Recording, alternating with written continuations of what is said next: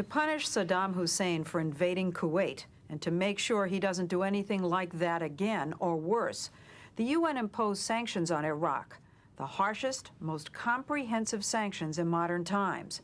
Very little goes into the country, virtually no oil goes out. The United States says there wouldn't be any sanctions at all if Saddam stopped lying about his destructive weapons and complied with UN demands. Meanwhile, it's no secret that the sanctions are causing hardships. It's not the leaders who are suffering, it's the people, and especially the children. This is a ward in a pediatric hospital in Baghdad for severely malnourished children.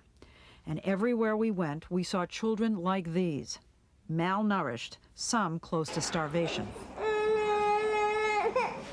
We saw children who needed medicine they couldn't get. And this little boy died of pneumonia an hour after we took these pictures because there were no antibiotics. Jane Pierce works for the United Nations World Food Program. Most people don't realize what's going on. They don't see pictures of babies like we've just seen here. You know, babies that are a third of their recommended weight.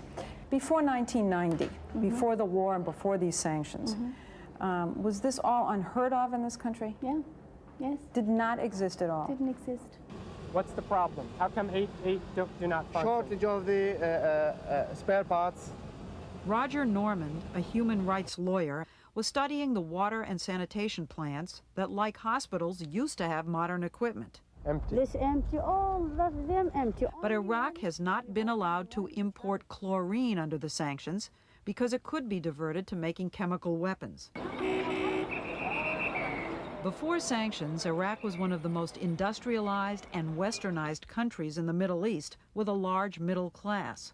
But under the sanctions, Iraq has been forbidden to sell oil. So even though the sanctions would allow the country to buy food and medicine, Saddam Hussein claims they don't have enough money to buy them. We have heard that 500,000 children have died.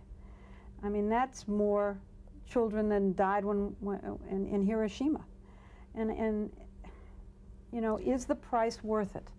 I think this is a very hard choice, but the price, we think the price is worth it. It is a moral question, but the moral question is even a larger one. Don't we owe to the American people and to the American military and to the other countries in the region that this man not be a threat?